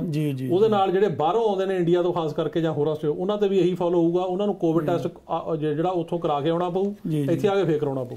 ਆਖਰੀ ਸਵਾਲ ਹੈ ਜੀ, ਟੂਰਿਸਟ ਵੀਜ਼ੇ ਤੇ ਆਏ ਆ ਤੇ ਪੱਕੇ ਹੋਣ ਦਾ ਕੀ ਤਰੀਕਾ? ਦੇਖੋ ਜਿਹੜਾ ਅਮਰੀਕਾ ਦੇ ਵਿੱਚ ਉਹੋ ਜਿਹਾ ਪੁਆਇੰਟ ਸਿਸਟਮ ਤਾਂ ਹੈ ਨਹੀਂ ਜਿਵੇਂ ਕੈਨੇਡਾ ਦੇ ਵਿੱਚ ਹੈ ਜਾਂ ਹੋਰਾਂ ਮੁਲਕਾਂ 'ਚ ਹੁੰਦਾ ਜੀ ਜੀ। ਇੱਥੇ ਬੇਸਿਕਲੀ ਇਹ ਆ ਵੀ ਜਿਹੜੇ ਟੂਰਿਸਟ ਵੀਜ਼ੇ ਤੇ ਬੰਦੇ ਆਉਂਦੇ ਆ ਉਹ ਜਾਂ ਤਾਂ ਜਿਹੜੇ US ਸਿਟੀਜ਼ਨ ਨਾਲ ਕੇ ਲੋਕੀ ਵਿਆਹ ਕਰਾ ਲੈਂਦੇ ਨੇ, ਉਹਨਾਂ ਨੂੰ ਕੋਈ ਸਹੀ ਮੈਚ ਮਿਲ ਜਾਵੇ। ਤੇ ਅਸੀਂ ਇਹ ਹਮੇਸ਼ਾ ਰਿਕਮੈਂਡ ਕਰਦੇ ਹਾਂ ਵਿਆਹ ਸੱਚਾ ਹੋਣਾ ਚਾਹੀਦਾ, ਕਿਉਂਕਿ ਇਮੀਗ੍ਰੇਸ਼ਨ ਦੀ ਜਿਹੜੀ ਇੰਟਰਵਿਊ ਬੜੀ ਸਖਤ ਆ ਅੱਜ ਕੱਲ੍ਹ। ਜ਼ਿਆਦਾ ਕੇਸਾਂ ਦੇ ਵਿੱਚ ਉਹ ਘਰ ਆ ਕੇ ਵੀ ਦੇਖਦੇ ਆ। ਸੋ ਵਿਆਹ ਸੱਚਾ ਕਰੋ ਤੇ ਅਸਲੀ ਵਿਆਹ ਹੋਵੇ, ਉਹਦਾ ਇਕੱਠੇ ਰਹਿੰਦੇ ਹੋਣ, ਉਹ ਤਰੀਕਾ। ਦੂਜਾ, ਜੇ ਉਹ ਬੰਦਿਆਂ ਨੂੰ ਕੋਈ ਪ੍ਰੋਬਲਮ ਹੈਗੀ ਆਪਣੀ ਕੰਟਰੀ 'ਚ, ਜੇ ਉਹ ਮਤਲਬ ਪਰਸੀਕਿਊਟ ਹੋਏ ਨੇ, ਜਿਹੜੇ ਅਸਾਈਲਮ ਦੇ 5 ਗਰਾਊਂਡ ਆ ਉਹਨਾਂ ਦੇ ਵਿੱਚ, ਤੇ ਉਹਨਾਂ ਨੂੰ ਹੁਣ ਜਾਣ ਦਾ ਵੀ ਖਤਰਾ, ਤੇ ਜੇ ਉਹਨਾਂ ਦੇ ਕੋਲੇ ਕੋਈ ਜੈਨੂਇਨ ਕਲੇਮ ਹੈ ਵੀ ਉਹਨਾਂ ਨੂੰ ਕਿਸੇ ਨੇ ਤੰਗ ਕੀਤਾ, ਸਰਕਾਰ ਨੇ ਕੀਤਾ, ਜਾਂ ਮਤਲਬ ਸਿਆਸੀ ਵਿਚਾਰਧਾਰਾ ਕਰਕੇ ਕੀਤਾ, ਕੁੱਟਮਾਰ ਹੋਈ ਹੈ, ਤਾਂ ਉਹ ਬੰਦੇ ਪੋਲੀਟੀਕਲ ਅਸਾਈਲਮ ਦਾ ਕੇਸ ਕਰ ਸਕਦੇ ਆ। ਪਰ ਉਹ ਵੀ ਜੇ ਉਹਨਾਂ ਨੂੰ ਕੋਈ ਪ੍ਰੋਬਲਮ ਹੈਗੀ ਹੈ, ਜੇ ਕੋਈ ਪ੍ਰੋਬਲਮ ਨਹੀਂ ਹੈਗੀ ਫਿਰ ਅਸਾਈਲਮ ਦਾ ਕੇਸ ਨਹੀਂ ਕਰਨਾ ਚਾਹੀਦਾ ਜੀ। ਤੇ ਇਸ ਕਰਕੇ ਇਹ 2 ਰਸਤੇ ਹੈਗੇ, ਅਸਾਈਲਮ ਦੇ ਤੇ ਵਿਆਹ ਦੇ। ਪਰ ਸਾਰਿਆਂ ਨੂੰ ਜਿਹੜਾ ਮੇਰੇ ਵੱਲੋਂ ਇਹੀ ਮਤਲਬ ਕਹਿਣ ਦੀ ਬੇਨਤੀ ਆ ਵੀ ਜੇ ਕੇਸ ਕਰਨੇ ਨੇ ਤਾਂ ਸੱਚੇ ਕਰਿਓ, ਉਹੋ ਜਿਹੇ ਕੇਸ ਨਾ ਕਰੋ ਵੀ ਜਿਹੜੇ ਕੱਲ ਨੂੰ ਜੇ ਕੋਈ ਇਨਵੈਸਟੀਗੇਸ਼ਨ ਹੋਵੇ ਤਾਂ ਉਹਦੇ ਵਿੱਚ ਤੁਸੀਂ ਆਪ ਹੀ ਫਸ ਜਾਓ। ਜੀ ਜੀ ਬਿਲਕੁਲ। ਦੋਸਤੋ, ਇਹ ਬੜੀ ਵਧੀਆ ਜਾਣਕਾਰੀ ਅੱਜ ਜਿਹੜੀ ਸਾਨੂੰ ਮਿਲੀ ਆ। ਅਸੀਂ ਪਹਿਲਾਂ ਤਾਂ ਇਸ ਐਪੀਸੋਡ ਦਾ ਧੰਨਵਾਦ ਕਰਦੇ ਹਾਂ ਜਸਪ੍ਰੀਤ ਸਿੰਘ ਹੋਰਾਂ ਨੂੰ, ਕਿਉਂਕਿ ਬਿਨਾਂ ਫੀਸ ਤੋਂ ਇਮੀਗ੍ਰੇਸ਼ਨ ਦੀ ਜਿਹੜੀ ਅਮਰੀਕਾ ਵਰਗੇ ਮੁਲਕ 'ਚ ਦੇਣੀ ਇਹ ਬੜੀ ਵੱਡੀ ਗੱਲ ਆ। ਤੁਹਾਨੂੰ ਘਰ ਬੈਠਿਆ ਜਿਹੜੀ ਆ ਉਹ ਜਾਣਕਾਰੀ ਜਿਹੜੀ ਆ ਉਹ ਪੂਰੀ ਮਿਲਦੀ ਆ। ਇਹਨਾਂ ਦਾ ਫੋਨ ਨੰਬਰ ਇੱਕ ਵਾਰੀ ਫੇਰ ਮੈਂ ਰਿਪੀਟ ਕਰ ਦਿੰਦਾ, 9179154142। ਇਸ ਦੇ ਨਾਲ ਮੈਂ ਇੱਕ ਗੱਲ ਹੋਰ ਤੁਹਾਨੂੰ ਦੱਸ ਦੇਣਾ ਚਾਹੁੰਦਾ ਕਿ ਸਾਡਾ ਜਿਹੜਾ TV ਚੈਨਲ ਇੱਥੇ ਚੱਲਦਾ, ਵਰਲਡ ਵਾਈਡ ਚੱਲਦਾ, US, ਕੈਨੇਡਾ, ਆਸਟ੍ਰੇਲੀਆ ਜਾਂ ਹੋਰ ਵੀ ਕੁਝ ਮੁਲਕਾਂ 'ਚ ਇਹ ਚੱਲਦਾ। ਉਸ ਦੇ ਨਾਲ ਅਸੀਂ ਸੋਸ਼ਲ ਮੀਡੀਆ 'ਤੇ ਵੀ ਸਾਡਾ ਇਹ ਜਿਹੜੀ ਇੰਟਰਵਿਊਜ਼ ਆ ਉਹ ਆਉਂਦੀਆਂ, ਚਾਹੇ ਉਹ YouTube ਆ, Facebook ਆ। ਤੁਸੀਂ ਉਸ ਸੋਸ਼ਲ ਮੀਡੀਆ 'ਤੇ ਵੀ ਆਪਣਾ ਜਿਹੜਾ ਸਵਾਲ ਆ, ਕੋਈ ਵੀ ਸਵਾਲ ਜਿਹੜਾ ਇਮੀਗ੍ਰੇਸ਼ਨ, US ਇਮੀਗ੍ਰੇਸ਼ਨ ਸੰਬੰਧੀ ਜਿਹੜਾ ਤੁਸੀਂ ਪੁੱਛਣਾ ਚਾਹੁੰਦੇ ਹੋ ਸਰਦਾਰ ਜਸਪ੍ਰੀਤ ਸਿੰਘ ਹੋਰਾਂ ਤੋਂ, ਉਹ ਪੁੱਛੋ। ਅਸੀਂ ਅਗਲੇ ਐਪੀਸੋਡ ਵਿੱਚ ਉਸ ਦਾ ਸਵਾਲ ਲੈ ਕੇ, ਜਵਾਬ ਲੈ ਕੇ ਤੁਹਾਡੇ ਸਾਹਮਣੇ ਪੇਸ਼ ਕਰਾਂਗੇ। ਇੱਕ ਵਾਰੀ ਫੇਰ ਅਗਲੇ ਐਪੀਸੋਡ ਵੱਲ ਨੂੰ ਬੜਾ ਇਸ ਵੇਲੇ ਮਾਰੋ ਮਾਰ ਆ ਜੀ। 3 ਨਵੰਬਰ ਵੱਟ ਤੇ ਪਈ ਆ ਤੇ ਇਲੈਕਸ਼ਨਾਂ ਆ ਗਈਆਂ ਲਾਸਟ, ਬਸ ਸਮਝ ਲਓ ਵੀ ਹੁਣ ਤੇ ਕਾਫੀ ਜ਼ਿਆਦਾ ਪੋਲ ਵੀ ਹੋ ਗਈਆਂ ਅਮਰੀਕਾ 'ਚ, ਤੇ ਪ੍ਰੈਜ਼ੀਡੈਂਟ ਦਾ ਜਿਹੜਾ ਇਸ ਵੇਲੇ ਜਿਹੜਾ ਜ਼ੋਰ ਲੱਗਿਆ ਹੋਇਆ ਪੂਰਾ, ਤੇ ਉਹਦੇ ਬਾਰੇ ਅੱਜ ਕੀ ਅਪਡੇਟ ਲੈ ਕੇ ਆਏ ਹੋ? ਰੰਧਾਵਾ ਸਾਹਿਬ, ਹੁਣ ਮੇਲਾ 3 ਦਿਨ ਦਾ ਰਹਿ ਗਿਆ ਜੀ, ਤੇ ਗੱਲ ਇਹ ਹੈਗੀ ਆ ਵੀ ਐਤਕੀ ਦੀ ਇਲੈਕਸ਼ਨ ਜਿਹੜੀ ਹੈ ਇਹ ਬਹੁਤ ਜ਼ਿਆਦਾ ਇੰਪੋਰਟੈਂਟ ਆ। ਇਹ ਕਈ ਕਾਰਨਾਂ ਕਰਕੇ ਇੰਪੋਰਟੈਂਟ ਆ। ਇੱਕ ਤਾਂ ਜਿਵੇਂ ਆਪਾਂ ਦੱਸ ਕੇ ਹਟੇ ਆ ਵੀ ਜਿਹੜੇ ਬੰਦੇ ਇਮੀਗ੍ਰੇਸ਼ਨ, ਜਿਹੜੀਆਂ ਸਾਡੀਆਂ ਇਮੀਗ੍ਰੈਂਟ ਕਮਿਊਨਿਟੀਜ਼ ਨੇ, ਜਿਵੇਂ ਕਿ ਆਪਣੀ ਇੰਡੀਅਨ ਕਮਿਊਨਿਟੀ ਹੋ ਗਈ ਜੀ, ਉਹਦੇ ਨਾਲ ਹਿਸਪੈਨਿਕ ਹੋ ਗਈ, ਮੈਕਸੀਕਨ ਕਮਿਊਨਿਟੀ ਹੋ ਗਈ, ਜਾਂ ਏਸ਼ੀਅਨਸ ਹੋ ਗਏ ਜਿਹੜੇ ਹੋਰ, ਚਾਈਨੀਜ਼ ਵਗੈਰਾ, ਤੇ ਜਾਂ ਜਿਵੇਂ ਆਪਣੇ ਪਾਕਿਸਤਾਨੀ ਭਰਾ ਨੇ ਜਿਹੜੇ ਮਤਲਬ ਇਮੀਗ੍ਰੈਂਟਸ ਨੇ, ਉਹਨਾਂ ਵਾਸਤੇ ਬਹੁਤ ਇੰਪੋਰਟੈਂਟ ਆ। ਕਿਉਂਕਿ ਜਿਹੜੀਆਂ ਟਰੰਪ ਜਿਹੜੀਆਂ ਸਰਕਾਰ ਦੀਆਂ ਇਮੀਗ੍ਰੇਸ਼ਨ ਦੀਆਂ ਪਾਲਿਸੀਜ਼ ਨੇ, ਉਹ ਨਾ ਕਿ ਨੌਨ ਇਮੀਗ੍ਰੈਂਟ ਵੀਜ਼ਿਆਂ ਦੇ ਜਾਂ ਜਿਹੜੇ ਅਨਡਾਕੂਮੈਂਟਡ ਬੰਦੇ ਆਉਂਦੇ ਆ ਉਹਨਾਂ ਦੇ ਖਿਲਾਫ ਨੇ, ਬਲਕਿ ਜਿਹੜੇ ਇਮੀਗ੍ਰੈਂਟ ਜਿਹੜੇ ਆਉਣਾ ਜਿਨ੍ਹਾਂ ਨੇ, ਜਿਵੇਂ ਆਪਾਂ ਭਰਾ ਭੈਣ ਦੀ ਕੈਟੇਗਰੀ ਦੀ ਗੱਲ ਕਰ ਰਹੇ ਹਾਂ, ਮਾਂ-ਬਾਪ ਦੀ ਕਰ ਰਹੇ ਹਾਂ, ਉਹਨਾਂ ਦੇ ਵੀ ਖਿਲਾਫ ਨੇ। ਸੋ ਜੇ ਪ੍ਰੈਜ਼ੀਡੈਂਟ ਟਰੰਪ ਜਿੱਤਦੇ ਆ ਤਾਂ ਇਮੀਗ੍ਰੇਸ਼ਨ ਦਾ ਜਿਹੜਾ ਕੰਮ ਹੈ ਅਮਰੀਕਾ ਦਾ ਬਹੁਤ ਟਾਈਟ ਹੋ ਜਾਊਗਾ। ਜਿਨ੍ਹਾਂ ਨੂੰ 15 ਸਾਲ ਹੋ ਗਏ ਡੀਕਦਿਆਂ ਨੂੰ ਵੀਜ਼ੇ ਦੀ ਵਾਰੀ, ਉਹਨਾਂ ਨੂੰ ਹੋ ਸਕਦਾ ਹੋਰ ਮਤਲਬ 5-10 ਸਾਲ ਡੀਕਣਾ ਪਵੇ। ਸੋ ਇਸ ਕਰਕੇ ਇਸ ਪੁਆਇੰਟ ਆਫ ਵਿਊ ਨਾਲ ਬੜੀ ਇੰਪੋਰਟੈਂਟ ਆ। ਤੇ ਉਧਰੋਂ ਜਿਹੜਾ ਬਾਈਡਨ ਦੀ ਪੋਜੀਸ਼ਨ ਬਿਲਕੁਲ ਕਲੀਅਰ ਆ, ਉਹਨਾਂ ਨੇ ਕਿਹਾ ਵੀ ਮੈਂ ਫੈਮਿਲੀ ਇਮੀਗ੍ਰੇਸ਼ਨ 'ਚ ਬਿਲੀਵ ਕਰਦਾ, ਤੇ ਉਹਦੇ ਨਾਲ ਮੈਂ ਸਾਰੇ ਐਗਜ਼ੈਕਟਿਵ ਆਰਡਰ ਜਿਹੜੇ ਉਹ ਖਤਮ ਕਰ ਦੂੰਗਾ। ਬਲਕਿ ਉਹਨਾਂ ਨੇ ਇੱਥੋਂ ਤੱਕ ਕਿਹਾ ਪਿਛਲੇ ਡਿਬੇਟ 'ਚ ਵੀ ਆਉਂਦੇ ਦਿਨਾਂ ਦੇ ਵਿੱਚ ਪਹਿਲੇ 100 ਦਿਨ 'ਚ ਜਿਹੜੇ ਇੱਥੇ ਬੰਦੇ ਗੈਰ ਕਾਨੂੰਨੀ ਰਹਿ ਰਹੇ ਆ ਉਹਨਾਂ ਨੂੰ ਪੱਕੇ ਕਰਨ ਵਾਸਤੇ ਮੈਂ ਬਿੱਲ ਲਿਆਉਂਗਾ ਜੀ। ਤੇ ਇੱਕ ਜਿਹੜੇ ਬੱਚੇ ਆਪਣੇ ਮਾਂ-ਬਾਪ ਤੋਂ ਉਹਦੇ ਵਿਛੜੇ ਆ ਇਹਨਾਂ ਨੂੰ ਮਿਲਾਉਣ ਵਾਸਤੇ ਮੈਂ ਟਾਸਕ ਫੋਰਸ ਬਣਾਉਂਗਾ। ਮਤਲਬ ਕਹਿਣ ਦਾ ਵੀ ਉਹ 'ਚ ਵੀ ਥੋੜੀ ਜਿਹੜੀ ਹੈਗੀ ਨਰਮੀ ਹੋਊਗੀ ਜਿਹੜੇ ਬੰਦੇ ਜੇਲ੍ਹਾਂ 'ਚ ਆ ਉਹਨਾਂ ਦੇ ਕੇਸਾਂ 'ਚ ਵੀ। ਸੋ ਇਸ ਕਰਕੇ ਚੁਆਇਸ ਬੜੀ ਕਲੀਅਰ ਆ ਜੀ। ਸਿਚੁਏਸ਼ਨ ਕੀ ਹੈ ਜੀ ਇਸ ਵੇਲੇ? ਹਾਂ, ਉਹ ਮੈਂ ਦੱਸਦਾ ਉੱਤੇ ਆਉਣਾ। ਤੇ ਦੂਸਰਾ ਜਿਹੜਾ ਇਸ਼ੂ ਹੈਗਾ ਮੇਨ, ਅੱਛਾ, ਉਹ ਹੈਗਾ ਰੇਸ ਦਾ। ਸੋ ਰੇਸਿਜ਼ਮ ਦੇ ਵਿੱਚ ਇਹ ਹੈਗਾ ਕਿ ਜਿਹੜੇ ਮਤਲਬ ਰੇਸ ਦੇ ਇਸ਼ੂ ਦੇ ਉੱਤੇ ਵੀ ਜੋ ਅਮਰੀਕਾ ਦੇ ਵਿੱਚ ਇੰਨੇ ਪ੍ਰੋਟੈਸਟ ਹੋਏ, ਖਾਸ ਕਰਕੇ ਫਲੋਇਡ ਦੀ ਕਿਲਿੰਗ ਤੋਂ ਬਾਅਦ, ਉਹ ਵੀ ਇੱਕ ਬਹੁਤ ਵੱਡਾ ਇੱਥੇ ਇਸ਼ੂ ਆ। ਇਹਦੇ ਨਾਲ ਜਿਹੜਾ ਤੀਜਾ ਵੱਡਾ ਇਸ਼ੂ ਆ ਜਿਹੜਾ ਕਿ ਸਾਰੇ ਅਮਰੀਕਨਾਂ ਨਾਲ ਸੰਬੰਧਿਤ, ਕਿਉਂਕਿ ਰੇਸ ਦਾ ਇਸ਼ੂ ਤਾਂ ਜਿਹੜੇ ਨਾਨ ਵਾਈਟ ਨੇ ਉਹਨਾਂ ਨਾਲ ਸੰਬੰਧਿਤ ਆ ਜੀ। ਇਮੀਗ੍ਰੇਸ਼ਨ ਦਾ ਜਿਹੜਾ ਇਸ਼ੂ ਹੈਗਾ ਉਹ ਖਾਸ ਕਰਕੇ ਆਪਣੀ ਇੰਡੀਅਨ ਕਮਿਊਨਿਟੀ, ਹਿਸਪੈਨਿਕ ਜਾਂ ਉਹਨਾਂ ਨਾਲ ਸੰਬੰਧਿਤ ਆ। ਪਰ ਜਿਹੜਾ ਮਤਲਬ ਕਰੋਨਾ ਵਾਇਰਸ ਹੈ, ਕੋਵਿਡ-19, ਇਹ ਸਾਰਿਆਂ ਨਾਲ ਹੀ ਸੰਬੰਧਿਤ ਆ ਜੀ ਜੀ ਜੀ। ਤੇ ਇਹ ਇੱਕ ਬਹੁਤ ਵੱਡਾ ਇਸ਼ੂ ਆ। ਆਪਾਂ ਕਿ ਪਿਛਲੇ ਮੇਰੇ ਖਿਆਲ 2 ਮਹੀਨੇ ਤੋਂ ਗੱਲ ਕਰਦੇ ਆ ਰਹੇ ਆ ਕਿ ਜਿਹੜੀ ਇਹ ਚੋਣ ਆ ਇਹਦੇ ਵਿੱਚ 3 ਧਿਰਾਂ ਇਲੈਕਸ਼ਨ ਲੜ ਰਹੀਆਂ ਨੇ। ਇੱਕ ਹੈਗੇ ਪ੍ਰੈਜ਼ੀਡੈਂਟ ਟਰੰਪ, ਇੱਕ ਹੈਗੇ ਵਾਈਸ ਪ੍ਰੈਜ਼ੀਡੈਂਟ ਬਾਈਡਨ, ਤੀਜਾ ਹੈਗਾ ਕਰੋਨਾ ਵਾਇਰਸ ਜੀ। ਕਿਉਂਕਿ ਜਿਹੜਾ ਕਰੋਨਾ ਵਾਇਰਸ ਦਾ ਇਸ਼ੂ ਹੈ ਰੰਧਾਵਾ ਸਾਹਿਬ, ਇਹ ਲੋਕਾਂ ਦੀ ਜ਼ਿੰਦਗੀ ਨਾਲ ਵੀ ਜੁੜਿਆ, ਲੋਕਾਂ ਦੀ ਹੈਲਥ ਕੇਅਰ ਨਾਲ ਜੁੜਿਆ, ਉਹਦੇ ਨਾਲ ਇਕੋਨਮੀ ਨਾਲ ਜੁੜਿਆ। ਜਿਹੜੀ ਅੱਜ ਇਕੋਨਮੀ ਦੀ ਹਾਲਤ ਹੋਈ ਆ, ਜਿਹੜੇ ਕਈ ਬਿਜ਼ਨਸ ਜਿਵੇਂ ਸਿਨੇਮਿਆਂ ਦਾ ਬਿਜ਼ਨਸ ਹੋ ਗਿਆ, ਜਿਹੜੇ ਥੀਮ ਪਾਰਕ ਨੇ ਡਿਜ਼ਨੀਲੈਂਡ ਮਤਲਬ ਵਗੈਰਾ ਉਹਨਾਂ ਦਾ ਬਿਜ਼ਨਸ ਹੋ ਗਿਆ, ਕਰੂਜ਼ ਜਿਹੜੇ ਹੈਗੇ ਸ਼ਿਪਸ ਉਹਨਾਂ ਦਾ ਬਿਜ਼ਨਸ ਹੋ ਗਿਆ, ਏਅਰਲਾਈਨਾਂ ਦਾ ਬਿਜ਼ਨਸ ਹੋ ਗਿਆ, ਹੋਟਲਾਂ ਰੈਸਟੋਰੈਂਟਾਂ ਦਾ ਹੋ ਗਿਆ, ਇਨਡੋਰ ਜਿਹੜੀਆਂ ਬਾਰਾਂ, ਜਿਮਸ, ਜਿੰਨੇ ਵੀ ਇਹ ਬਿਜ਼ਨਸ ਨੇ ਇਹ ਸਾਰੇ ਇਫੈਕਟ ਹੋਏ ਆ ਉਹ ਕਰੋਨਾ ਕਰਕੇ ਹੋਏ ਆ ਜੀ। ਸੋ ਠੀਕ ਹੈ, ਇਕੋਨਮੀ ਥੋੜੀ ਰੀਬਾਊਂਡ ਕਰ ਰਹੀ ਆ, ਪਰ ਜਿਹੜੇ ਇਹ ਬਿਜ਼ਨਸ ਨੇ ਉਹ ਚੋਂ ਕਈ ਤਾਂ ਖੁੱਲੇ ਵੀ ਨਹੀਂ ਅਜੇ ਤੱਕ ਜੀ, ਤੇ ਉਹ ਪਤਾ ਨਹੀਂ ਕਦੋਂ ਖੁੱਲਣੇ ਆ। ਸੋ ਇਸ ਕਰਕੇ ਜਿਹੜੀ ਕਰੋਨਾ ਵਾਇਰਸ ਆ ਇਹਨੇ ਇਕੋਨਮੀ ਨੂੰ, ਹੁਣ ਦੇਖੋ ਇੰਨਾ ਫਰਕ ਆ ਉਹਦਾ ਵੀ ਜਿਹੜੇ ਹੁਣ ਪਿਛਲੇ 2-3 ਦਿਨਾਂ ਤੋਂ 90,000 ਕੇਸ ਹੋ ਰਹੇ ਅਮਰੀਕਾ, ਜੋ ਕਿ ਰਿਕਾਰਡ ਟੁੱਟ ਗਿਆ, ਕਦੇ ਤੇ 90,000 ਕੇਸ ਨਹੀਂ ਸੀ ਹੋਇਆ।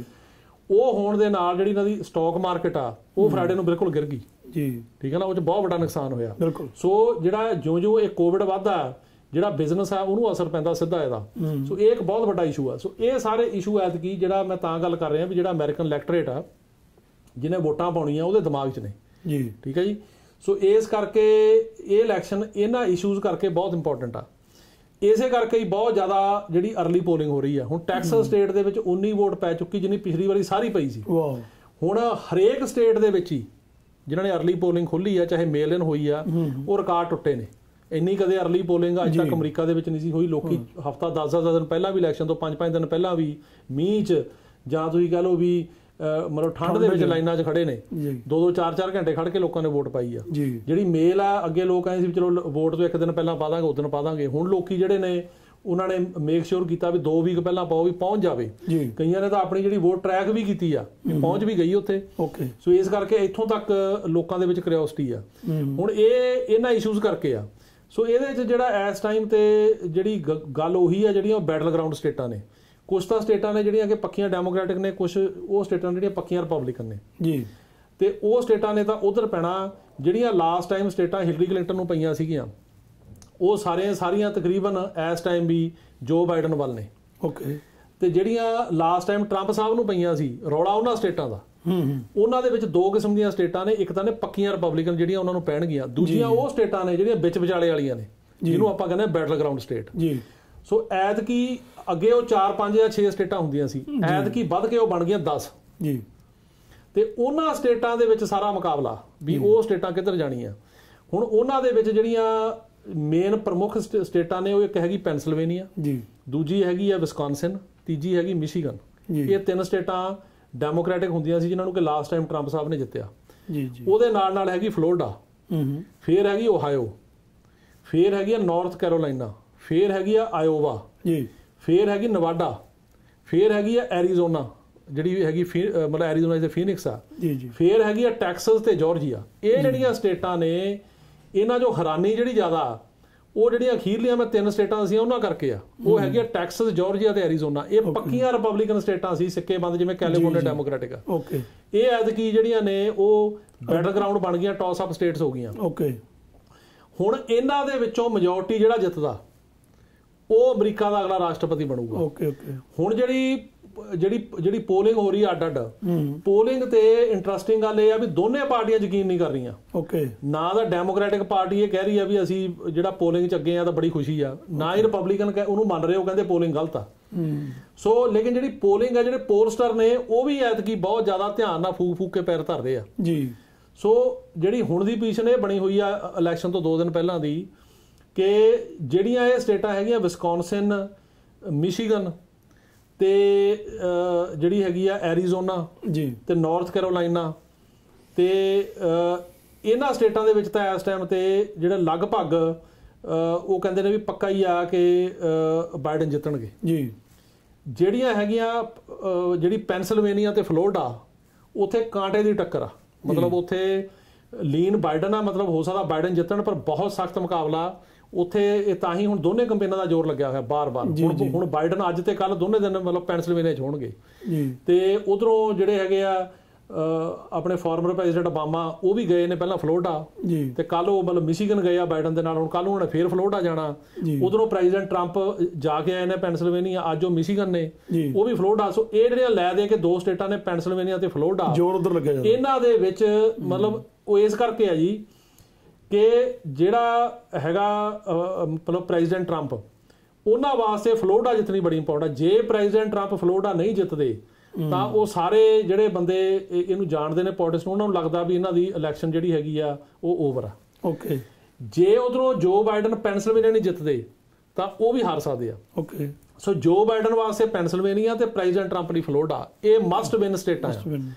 ਤੇ ਉਹਦੇ ਨਾਲ ਜਿਹੜੀਆਂ ਹੋਰ ਸਟੇਟਾਂ ਨੇ ਜਿਵੇਂ ਕਿ ਟੈਕਸਸ ਹੋ ਗਿਆ, ਜਾਰਜੀਆ ਹੋ ਗਿਆ, ਨਾਰਥ ਕੈਰੋਲਾਈਨਾ ਹੋ ਗਿਆ, ਇਹ ਵੀ ਇੰਪੋਰਟੈਂਟ ਨੇ।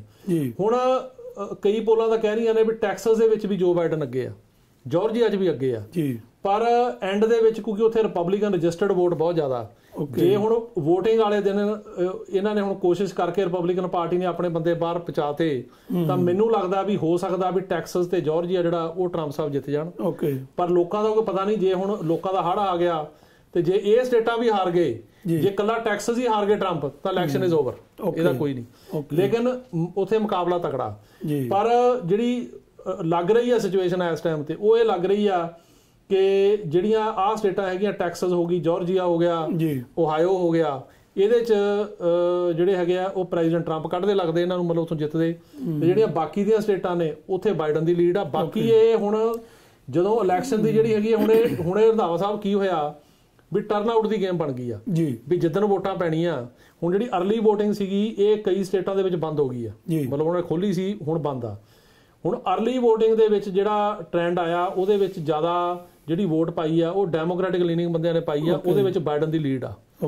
ਪਰ ਜਿਹੜੇ ਰਿਪਬਲਿਕਨ ਪਾਰਟੀ ਦੇ ਬੰਦੇ ਨੇ ਉਹ ਜ਼ਿਆਦਾ ਵੋਟ ਪਾਉਣਗੇ ਇਲੈਕਸ਼ਨ ਵਾਲੇ ਦਿਨ, ਸੋ ਉਹਨੂੰ ਕਾਊਂਟਰ ਕਰ ਸਕਣਗੇ ਇਹ ਪਤਾ ਨਹੀਂ। ਸੋ ਇਸ ਕਰਕੇ ਹੁਣ ਜ਼ੋਰ ਜਿਹੜਾ ਹੈਗਾ ਦੋਨਾਂ ਪਾਰਟੀਆਂ ਦਾ ਹੁਣ ਲੱਗਿਆ ਹੋਇਆ ਵੀ ਵੱਧ ਤੋਂ ਵੱਧ ਬੰਦੇ ਜਦੋਂ ਵੋਟਾਂ ਪੈਣੀਆਂ 3 ਤਰੀਕ ਨੂੰ, ਉਹ ਮਤਲਬ ਵੋਟ ਪਾਉਣ ਲਈ ਘਰੋਂ ਕੱਢੋ।